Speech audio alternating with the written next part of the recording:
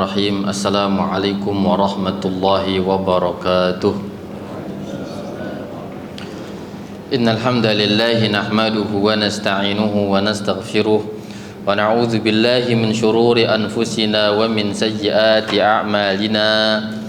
Man yahdihillahu fala mudilla lahu wa man yudlil fala hadiya lahu. Asyhadu an la ilaha illallah wahdahu la syarika lahu wa asyhadu anna Muhammadan abduhu wa rasuluh. Ya ayyuhalladzina amanu taqullaha haqqa tuqatih wa la tamutunna illa wa antum muslimun. Ya ayyuhan nasu taqu rabbakumul ladzi khalaqakum min nafsin wahidah wa khalaqa minha zawjaha wa batha minhuma rijalan katsiran wa nisaa'a wattaqullaha alladzi tasaaluna bihi wal arham innallaha kana 'alaikum raqiba.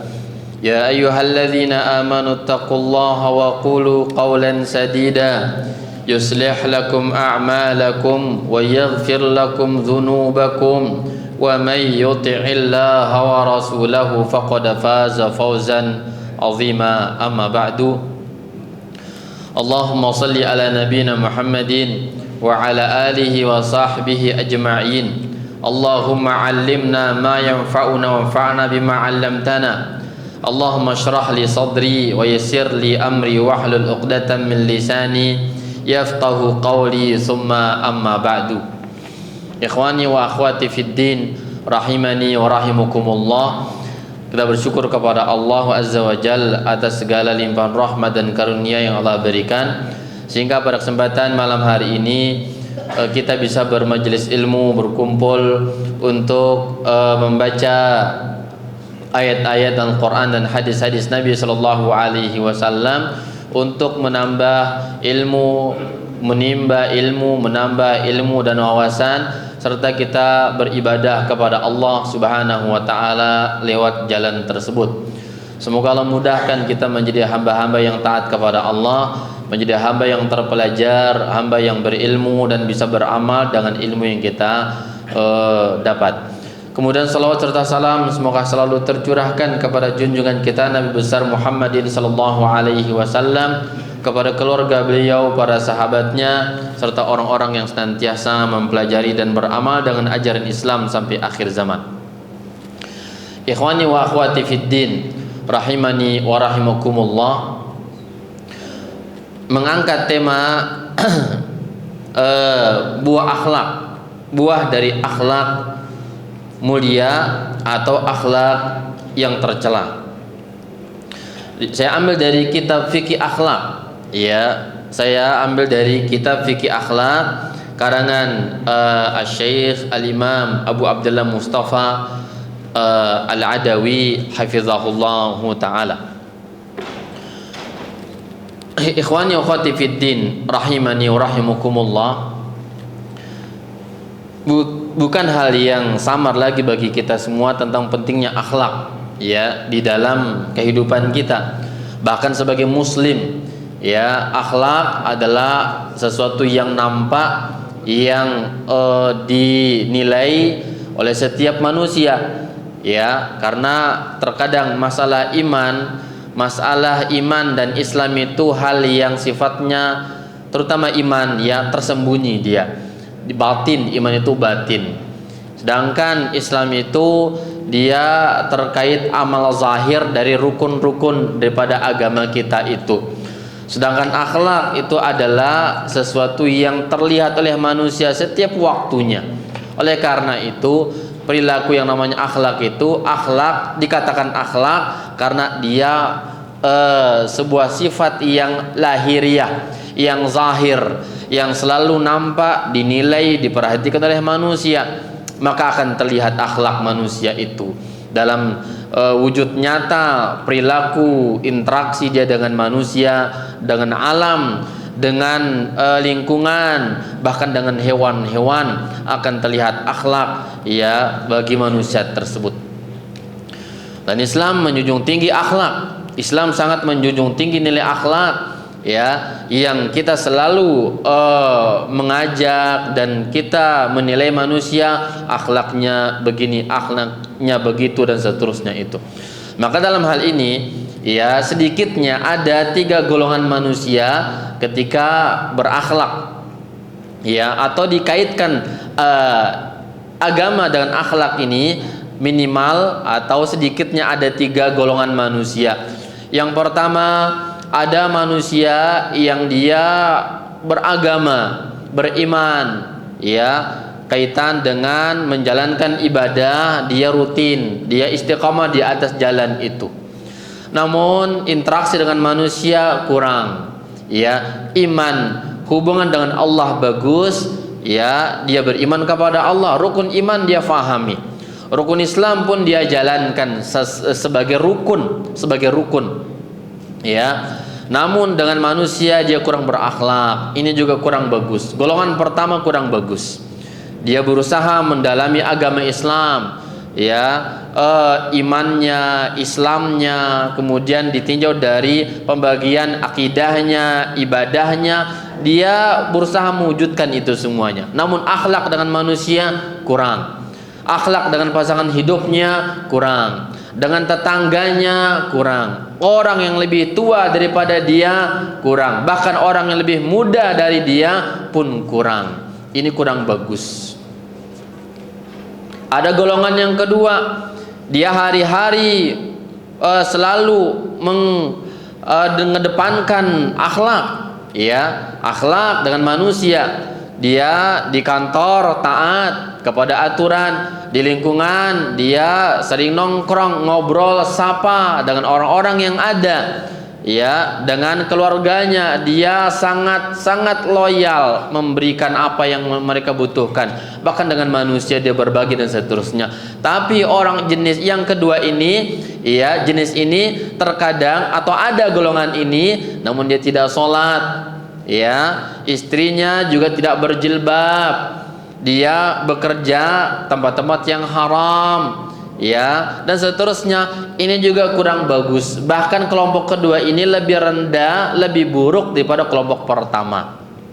Dia memperhatikan akhlak dengan manusia, akhlak dengan Allah dia kurang ya, dia kurang. Maka golongan kedua ini juga kurang bagus ya. Dan ini ada juga di masyarakat kita, ada kelompok ini, kata dia, oh percuma jenggotnya panjang, celananya cingkrang, istrinya berjilbab panjang, anaknya di pesantren dan seterusnya ya, tapi kata dia akhlaknya nggak bagus, akhlaknya nggak bagus dengan masyarakat. Ada golongan ini juga ya.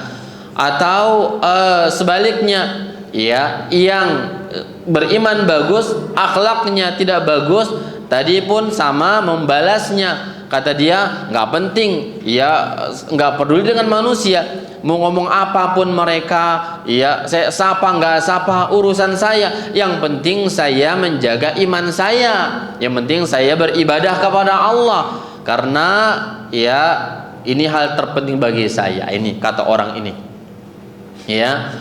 Maka kemudian muncullah golongan ketiga. Siapa kelompok ketiga? Kelompok ketiga adalah kelompok yang berusaha mewujudkan iman, hubungan dengan Allah bagus, yang orang kenal dengan hablum minallah. Hablum minallah dia bagus ya. Lalu juga hablum minan nas dia juga jalankan. Inilah kelompok yang terbagus dari 3 kelompok yang ada. Hubungan dengan Allah dia jaga, dia ibadah kepada Allah, dia bertauhid, dia beriman yang kuat, dia belajar ilmu agama, bermajelis ilmu. Namun dia dengan manusia, dengan tetangga dia berbagi, dengan tetangga dia mengenal mereka, dia membantu kekurangannya, dia bantu ekonomi mereka, dia hadir ketika tetangganya butuh bantuan dan pertolongan, maka dia hadir. Dengan orang-orang dia baik, tutur kata lembut, dengan orang-orang yang lebih muda dia sayangi, yang lebih tua dia hormati, kepada ahli ilmu dia harga, dia memuliakannya, kepada hewan-hewan pun dia sayangi. Maka orang inilah orang yang ingin kita gali, apa buah kalau berbuat seperti orang ini, dan apa buah pula ya yang lahir dari akhlak golongan pertama atau kedua itu. Maka jelas Nabi mengatakan bahwa akmalul mu'minina imanan ahsanuhum khuluqa. Ya, mukmin yang paling sempurna imannya adalah yang paling bagus akhlaknya. Wa khiyarukum linisaihim. Nabi mengatakan sebaik-baik kalian adalah yang paling baik dengan istrinya. Maka dari sini jelas kata ulama kita, ternyata dalam agama Islam itu nggak bisa dipisahkan antara iman dengan akhlak. Dua hal yang tidak bisa dipisahkan. Kalau ingin iman sempurna, perbagusi akhlaknya. Ya, perbagusi akhlaknya berarti iman akan sempurna. Kalau ada orang yang dia mengklaim iman, akhlak nggak bagus, berarti belum sempurna iman. Karena sejatinya orang mukmin itu yang sempurna iman adalah akhlaknya bagus. Ini hakikat dan inilah kesimpulan. Ya, berarti kalau ada tadi orang yang beriman, bertauhid, akhlak nggak bagus, berarti belum sempurna iman dan tauhid dia. Atau sebaliknya, ada akhlak bagus, senyum, dia sapa dengan manusia, berbagi dengan mereka, namun akidahnya tidak bagus, imannya kurang, sholatnya juga jarang-jarang, atau bahkan lebih milih sholat di rumahnya dan seterusnya, maka ini juga tidak wajar demikian. Maka iman dengan akhlak dua hal yang tidak bisa dipisahkan. Bahkan kesempurnaan iman dengan akhlak yang bagus. Ikhwani wa akhwati fiddin, rahimani wa rahimakumullah. Di dalam kitab fikih akhlak ini tentunya akan dibahas banyak persoalan tentang akhlak, fikih akhlak. Ya, kitab yang dibahas ditulis dalam 2 jilid. Kita hanya membaca sedikit saja dari kitab ini, semoga Allah mudahkan kita semua.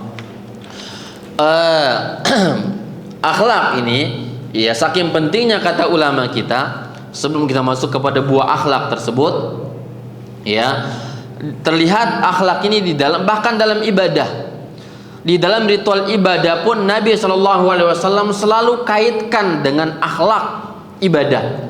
Saking pentingnya akhlak, nggak bisa terpisah. Ya, saking pentingnya dia dengan ibadah pun melekat. Ini akhlak ini. Jangankan kondisi terpisah, ibadah saja dengan akhlak. Lihat di dalam sholawat, di dalam sholat, Nabi mengatakan, "Idza sami'tumul iqamata famshu ila shalah wa 'alaikum bis sakinati wal waqar." Jika kalian mendengar iqamah untuk sholat, maka berjalanlah menuju sholat tersebut, namun wajib bagi kalian untuk tenang, jiwanya tenang, tidak terburu-buru, tidak tergesa-gesa. Ya, maka di sini lihat kata ulama kita, Nabi kaitkan sholat dengan akhlak ketenangan jiwa, masya Allah. Sampai dalam sholat pun ada akhlak. Jangankan di luarnya sebagai materi terpisah dari ibadah, disebut ibadah saja ada akhlak, disebut Rasulullah Shallallahu Alaihi Wasallam. Karena memang sifat tenang, sifat ketenangan jiwa tenang, ya, tuma'nina, khusyuk, ya, menghadirkan, ini adalah akhlak yang mungkin jarang orang punya. Sekarang zaman orang, ya, mudah terpancing untuk komentar, mudah terpancing untuk berbuat dan seterusnya. Asal lihat orang, dia tanpa tabayyun akan akhlak atau perbuatan, benar salah perbuatan orang itu, asal dia sembrono untuk menilainya, komentari dan seterusnya. Pada hakikatnya ternyata ada akhlak namanya akhlak sakinah wal waqar wat tuma'ninah dalam kehidupan kita. Tenang, tidak terburu-buru menyikapi sesuatu. Bahkan dalam ibadah melengketlah, terlalu ada namanya apa? Sakinah itu. Lihat, Nabi sebutkan salat dengan apa? Ibadah salat dengan akhlak. Dalam ayat yang lain Nabi mengatakan, "Idza atitumus sholata fa'alaikum bisakinah." Kalau kalian ingin salat, mendatangi sholat ke masjid, fa'alaikum bisakinah, wajib bagi kalian untuk tenang, ya, berjalan dengan tenang, tidak terburu-buru, ya. Walaupun ya nanti hikmahnya apa? Hikmahnya dia dalam sholat dia akan merasakan ketenangan, Ya, tidak nanti karena terburu-buru lalu dia berkeringat, lalu dia nafasnya tidak teratur dan seterusnya, jantung berdebar misalnya, maka itu mengganggu kenyamanan sholat. Namun akhlak mendukung sholat itu. Akhlak tenang menjadi pelengkap ya dari ibadah sholat. Kemudian Allah sebutkan juga ya, diantara hubungan sholat dengan akhlak ini, lihat Nabi mengatakan inna sholata tanha 'anil fahsya'i wal munkar. Al-Ankabut ayat 45, inna sholata tanha 'anil fahsya'i wal munkar. Salat itu mencegah dari perbuatan keji dan mungkar, perbuatan fahisyah, buah daripada salat. Nah, sekarang lihat Allah sebutkan ternyata buah ibadah kita itu melahirkan akhlak. Lihat, buah ibadah berakhlak. Ini bagaimana sudut pandang Islam memandang ya. Islam memandang akhlak. Sampai dalam ibadah pun puncaknya akhlak ternyata. Ya. Di antara hikmah salat tanha 'anil fahsya'i wal munkar. Karena keburukan fahisyah dan mungkar itu adalah akhlak yang tercela. Ternyata dengan sholat akan menuntun orang untuk meninggalkan akhlak tercela dan menjadilah dia orang yang tunduk, patuh, taat dan mengerjakan yang ma'ruf, meninggalkan yang mungkar dengan sebab sholat itu. Lihat, sholat berbuah akhlak. Sekarang dalam ibadah puasa, ibadah puasa, ya. Nabi mengatakan asyamu junnah wala yarfus fala yarfus wala yajhal wa in imru'un qatalahu aw syatamahu falyaqul inni shaimun marrataini. Lihat dalam puasa sekarang, puasa ibadah menjunjung tinggi akhlak. Ternyata apa kata Nabi sallallahu alaihi wasallam? Puasa itu adalah tameng junnah, pelindung ya dari neraka.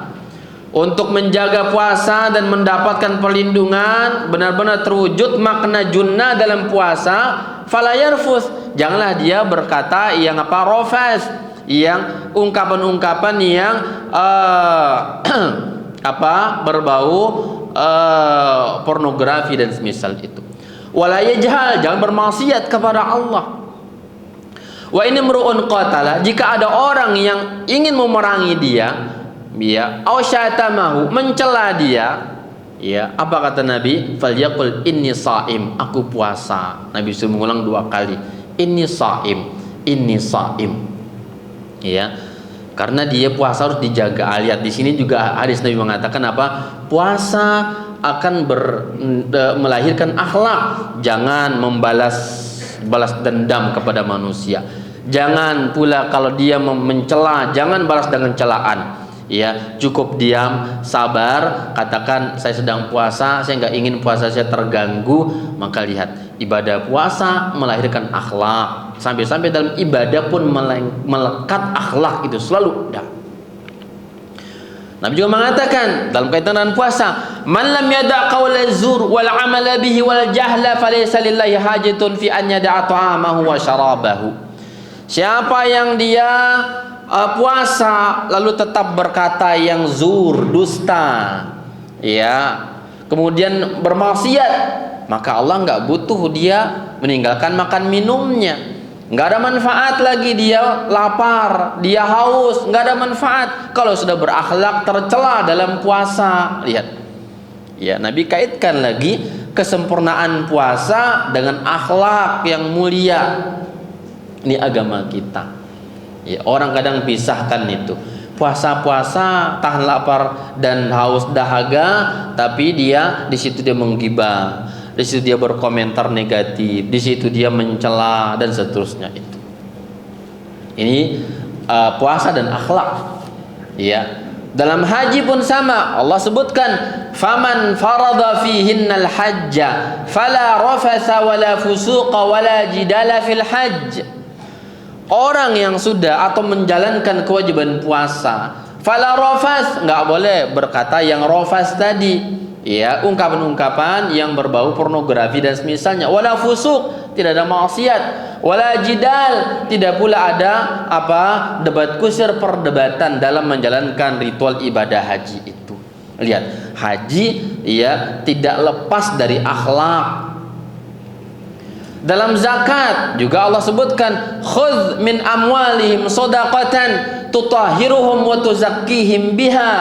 At-Taubah 103. Ambil harta mereka ya Muhammad sebagai sedekah yang dengannya mensucikan diri mereka dan menggugurkan dosa-dosa mereka. Lihat, sedekah, zakat ternyata erat kaitan dengan akhlak. Ya, ibadah zakat tidak bisa terpisah dari akhlak. Juga Allah mengatakan, qaulun ma'ruf wa maghfiratun khairun min shadaqatin yatba'uha adza. Kata-kata yang ma'ruf dan ampunan maaf kepada manusia itu lebih baik daripada zakat sedekah yang diiringi dengan apa? Dengan celaan, dengan ungkit-ungkitan pemberiannya kepada si miskin tersebut. Lihat, zakat sedekah ya ternyata kalah dikaitkan dengan apa? Memaafkan manusia, berkata yang baik dengan mereka. Karena kalau sudah bersedekah, berzakat, ungkit-ungkit kebaikan itu batal akan ibadah, pahala daripada ibadah zakat itu. Beribadah berakhlak, beribadah berakhlak, nggak bisa terpisah ibadah lalu di situ dia berdosa atau berakhlak buruk, maka akan batal akan ibadah. Allah mengatakan lagi dalam surah Al-Baqarah, ya, kelanjutan ayat tersebut, ya ayyuhalladzina amanu la tubtilu shadaqatikum bil manni wal adza. Wahai orang-orang yang beriman, jangan batalkan sedekah kalian dengan apa? Dengan ungkit-ungkitan, alman, mengungkit kebaikan, dan juga ada gangguan kepada orang yang diberikan sedekah itu. Jangan batalkan. Pembatalan pahala zakat, pahala sedekah karena apa? Ungkit-ungkit atau mengganggu orang. Batal pahala ibadah dengan akhlak yang tercela. Dalam hubungan dengan rumah tangga, jelas Allah mengatakan, fa imsakun bima'rufin aw tasrihun bi ihsan.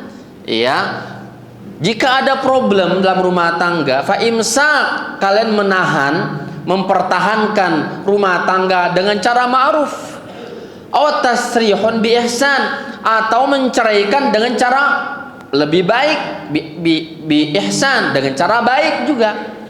Iya, lihat dalam rumah tangga, dalam perkara cerai bercerai sekalipun baik caranya, akhlak ada di sana. Iya, mempertahankan rumah tangga pun dengan akhlak yang ma'ruf, menceraikan pun jika harus itu solusi terakhir, ya, hendaklah dengan ihsan, dengan yang kebaikan juga. Jangan karena bercerai anak gak dinafkahi, istri dicela, atau pasangannya itu diungkit atau dibuka aib-aibnya dan seterusnya. Itu bukan tasrihun bi ihsan. Ya, lihat, dalam perceraian pun tetap ada ihsan. Allah mengatakan, wa ashiruhunna bil ma'ruf, pergaulilah mereka dengan cara yang ma'ruf. Lalu dalam kaitan dengan apa? Berdagang, berjual beli juga ada akhlak di sana. Ya, di mana Nabi mengatakan, man ghasyana falaysa minna, orang yang menipu, orang yang berbuat tidak jujur bukan golongan kami. Ya, inna khiyarakum ahsanukum qadaan, yang terbaik di kalangan kalian, kata Nabi, adalah orang yang paling bagus di dalam dia menunaikan pembayaran. Nabi mengatakan juga dalam hadis yang lainnya, rahimallahu abdan, Allah merahmati seorang hamba, samhan idza ba'a, jika dia berdagang dia toleransi, dia lemah lembut. Samhan idza qtada, idza ishtara, dia lemah lembut jika dia membeli. Wa samhan idza qtada, juga lemah lembut kalau dia menagih hutang. Nah, lihat. Jadi semuanya akhlak, tidak lepas dari akhlak. Berhutang ada akhlak, menagih hutang ada akhlak, ya. Tidak menagih dengan cara kasar atau menintimidasi atau menteror manusia dan seterusnya. Karena dia adalah ibadah. Nabi sebutkan, Allah merahmati hamba itu yang kalau dia berbelanja dia mudah dia mudah. Ya, maksud mudah kata ulama kalau dia berbelanja nggak nawar kebablasan, nggak pakai otak kata orang nawar. Harganya 100 ditawarnya 10.000. Ya, ini terlalu tega. Ya, atau ketika berdagang harga yang harusnya juga mungkin wajar normal dia angkat setinggi-tinggi langit yang membuat pembelinya kecewa kalau tahu harga yang murah di tempat yang lainnya. Dia pun akan melaknat pedagang itu. Kalau menagih hutang pun sama, dia kalau si penghutang tersebut lagi ada, dia alhamdulillah. Kalau tidak ada, dia berikan waktu, fanadhiratun ila maisarah. Ya, wa in kana dzu usratin fanadhiratun ila maisarah. Jika dia lagi susah, lagi sulit, lagi pailit, maka wajib memberikan tangguhan waktu sampai dia ada kelapangan. Ini adab, ini akhlak. Ya, terkadang kita kata sebagian orang, ya dagang-dagang nggak ada akhlak. Ya kan? Nggak ada teman dalam berdagang kata dia. Dalam jual beli ya nggak ada teman. Ya, nggak ada ikhwan, nggak ada akhwat, nggak ada saudara. Dagang ya dagang, salah besar. Ya, samhan, hendaklah dia toleran, ya lemah lembut jika dia berdagang. Bahkan kata ulama, maksudnya dalam hal ini apa? Kasih harga yang termurah, paling murah, ya paling murah dia berikan. Kalaupun dia menawar, tawar, bahkan tidak menawar, dia lebihkan harganya. Ini namanya samhan jika dia membeli, ya. Dan jika berdagang dia kurangi harga itu. Dan sampai pun jika dia menagih hutang, maka dia pun samhan. Allah akan rahmati hamba itu. Allah merahmati, rahimallahu abdan. Allah merahmati hamba, mengasihi hamba yang jika berbuat demikian dalam muamalah keseharian dia. Ikhwani fid din, rahimani wa rahimakumullah. Maka lihat, di dalam ibadah pun ada akhlak. Dan ini hanya kilasan saja, sekilas saja. Kalau tidak semua ritual ibadah kita ada akhlak di sana. Ada akhlak. Dalam salat kata Nabi SAW, jika memang hari Jumat itu padat jamaah, lalu ada tempat kosong, baiknya tidak usah untuk melewati pundak-pundak orang, karena akan terganggu. Akhlak dalam Jumatan, akhlak dalam ibadah. Kalau memang saf rapat, maka kata Nabi linu, ya baina ikhwanikum, lemah lembutlah dengan saudara kalian dalam sikunya, kakinya, jangan salat menginjak kaki orang. Ya, ada orang mungkin saking semangatnya rafat saf maka dia gigit kaki orang. Ini pun tidak bagus. Akhlak, ya akhlak di dalam ibadah kepada Allah Subhanahu wa taala. Akhlak dalam ibadah kepada Allah Azza wa Jalla. Kalau ada yang salat misalkan ini maka tidak usah berzikir kencang-kencang, karena zikir yang keras itu mengganggu orang yang sholat. Nabi tegur Umar bin Khattab. Umar sholatnya kencang bacaan. Apa kata Umar ketika ditanya, untuk apa kencang? Agar mengusir setan dan membangun yang tidur. Namun Nabi mengatakan tidak boleh Umar, Anda harus berakhlak. Lembutkan suara Anda, ya lembutkan suara Anda karena Anda tidak bermunajat kepada zat yang tuli, yang tuli, ya Allah Maha mendengar akan bacaan-bacaan Anda tersebut. Ada akhlak berarti tidak mengganggu manusia, tidak mengganggu manusia dalam ibadah-ibadah kita kepada Allah Subhanahu wa taala. Ikhwani fid din, rahimani wa rahimakumullah. Kemudian ya ulama kita menegaskan apa buah di antara akhlak itu, ya apa keutamaan dan buah akhlak yang mulia.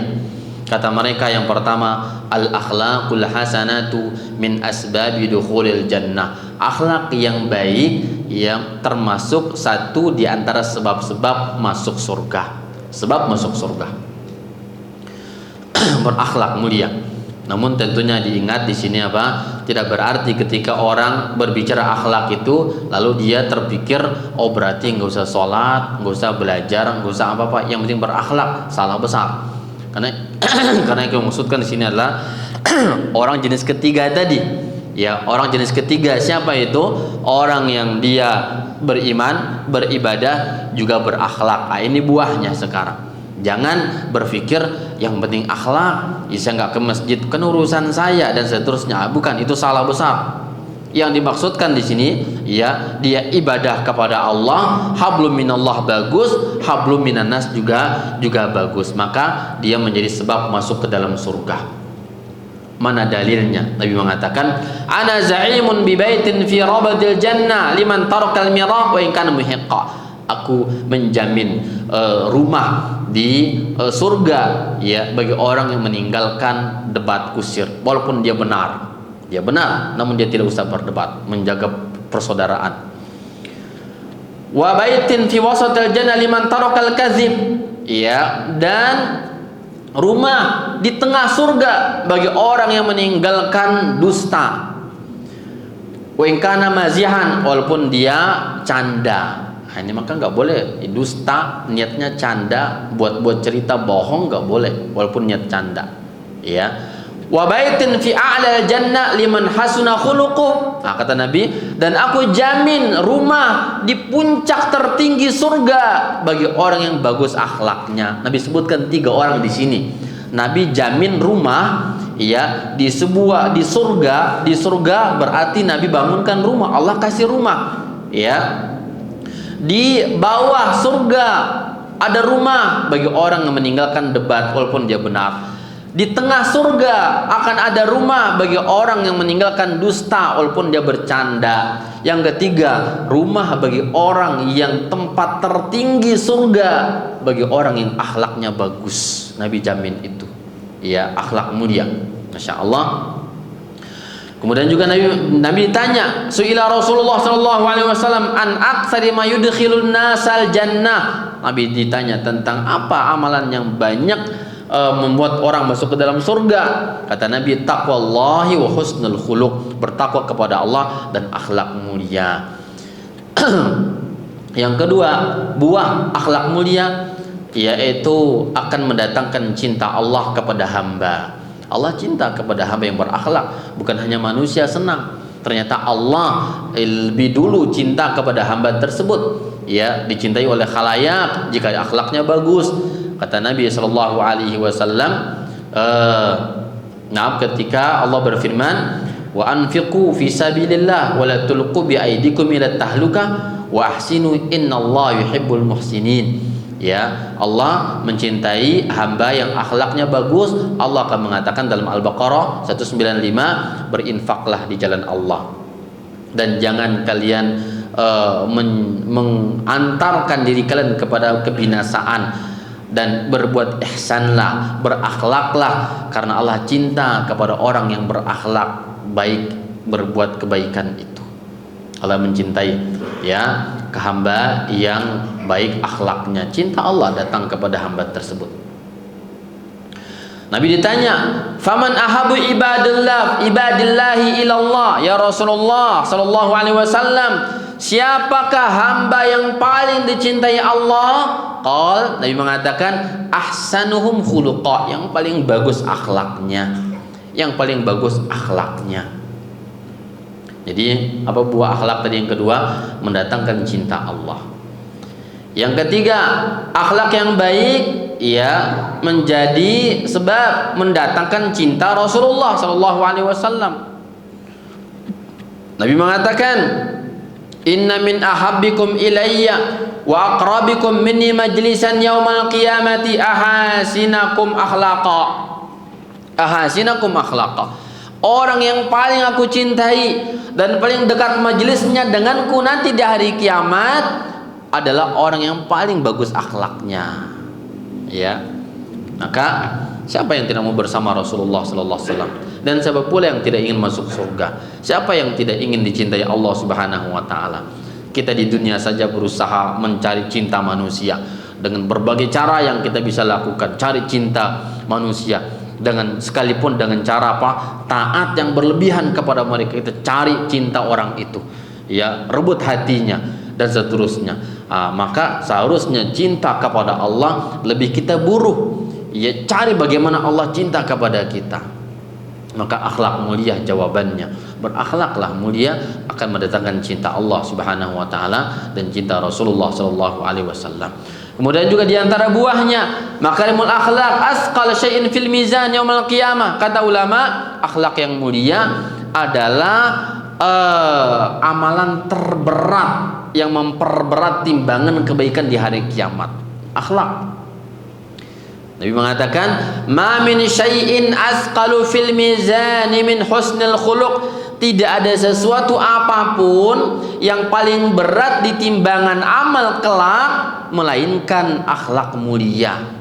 Insyaallah kita akan cari nanti ikhwan, kita akan ditimbang amal ibadah kita oleh Allah Subhanahu wa taala dengan timbangan yang adil dan jujur, ya. Maka berakhlaklah mulia agar memperberat timbangan kebaikan. Mungkin ada dosa, semoga dengan akhlak yang baik itu bisa memperberat, ya, timbangan kebaikan kita di sisi Allah Azza wa Jalla. Karena Allah mengatakan, "Faman thaqulat mawazinuhu fahuwa fi 'ishatir radiyah." Orang yang berat timbangan kebaikannya, maka dia di dalam kehidupan yang nyaman, yang bahagia, yang lapang, yang diridhai Allah. Faman khaffat mawazinuhu, siapa yang ringan kebaikan, amal kebaikannya, artinya berat dosanya, keburukannya daripada kebaikannya, fa ummuhu hawiyah, dia akan dituntun kepada sebuah neraka hawiyah. Wa ma adraka ma hiya, apa neraka hawiyah? Narun hamiyah, api yang menyala-nyala. Maka hindarilah api yang menyala di hari kiamat dengan akhlak mulia kita, dan cari, ya, pemberat timbangan amal kita dengan akhlak mulia tersebut. Yang kelima, akhlak mulia, akhlak berbuah, akhlak baik, ya, termasuk di antara sebab yang mengangkat derajat hamba. Derajat kita akan naik di sisi Allah Azza wa Jalla dengan akhlak mulia. Mana dalilnya? Nabi mengatakan, "Innal mu'mina la yudriku bi husni khuluqihi darajata qa'imil laili wa sha'imin nahar." Mukmin itu dia akan mendapatkan derajat, ya, derajat mulianya orang yang tahajud malam, puasa Senin Kamis, bahkan puasa Daud. Dengan apa dia dapat derajat itu? Dengan akhlak mulia, ya. Akhlak mulia, ya, akan mendapatkan ganjaran dia sama derajat dengan orang yang suka sholat malam dan juga puasa siang sunnah itu. Ini kemuliaan bagi orang yang berakhlak mulia, ya. Jadi walaupun yang terbaik adalah dia di samping berakhlak mulia dia juga berusaha sholat malam, itu yang terbagus, ya. Jangan mengandalkan akhlak tapi dia sengaja nggak sholat padahal mampu sholat, tidak ada yang menghalangi dia, ya, tidak ada yang menghalangi dia. Atau mungkin puasa, dia sengaja abaikan puasa dengan modal akhlak, juga nggak bagus. Tentunya yang terbaik adalah apa? Dia akhlak mulia, juga sholat malam, juga puasa sunnah. Karena di sini hanya terkait membandingkan bagaimana derajat orang yang berakhlak. Oh, ini derajat dia. Lalu apakah dia nggak usah puasa, nggak usah sholat? Tidak, dia berusaha sholat juga. Dia berusaha untuk puasa juga. Karena rahmat Allah nggak tahu di mana turunnya dan kapan turunnya rahmat Allah kepada hamba itu. Taib. Yang keenam, akhlak mulia tanda kesempurnaan iman. Ya, Nabi mengatakan, akmalul mu'minina imanan ahsanuhum khuluqa. Orang yang paling sempurna imannya adalah yang paling bagus akhlaknya. Jadi jelas, ingin melihat orang yang bagus iman, sempurna iman, lihatlah akhlak. Tutur kata dia, ya, janji-janji dia bagaimana dengan tetangga dia, dengan rumah tangganya, anak-anaknya, dengan kawan-kawan, dengan orang tua, dengan orang yang lebih muda, dengan orang tua kandung dia, atau dengan anak-anak dia dan seterusnya. Lihatlah akhlaknya, maka disitulah ada kesempurnaan iman kepada orang yang berakhlak mulia tersebut. Ikhwani fiddin, rahimani wa rahimakumullah. Namun juga sebaliknya, akhlak buruk. Akhlak buruk itu akan mendatangkan keburukan. Ulama mengatakan, bahwa syahwat buruk itu membuat orang itu mendatangkan kepada ketamakan, kebakhilan, ya, dan tidak ada ifah dalam diri dia, dan akan mendatangkan kehinaan, ya, itulah syahwat.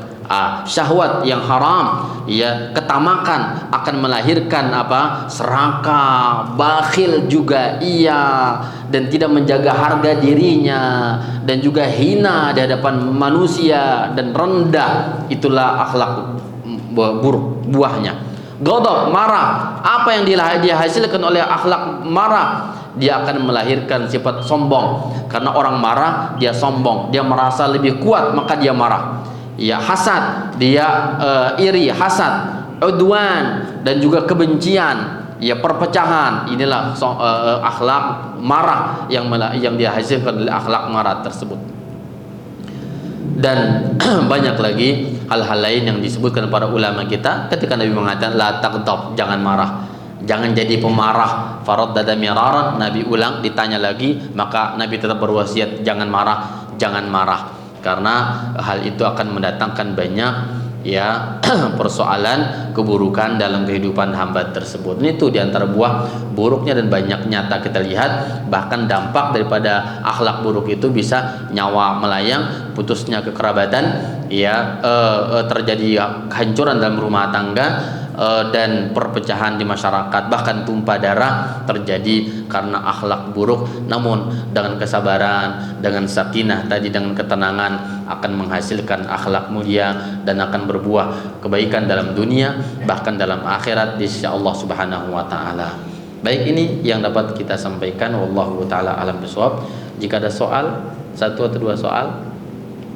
Baik, tidak ada pertanyaan karena tidak ada kajian setelah Isya, ya. Kita cukupkan sampai di sini, wallahu taala alam bisawab. Harapan kita belajar ini agar semoga Allah berikan kita akhlak mulia.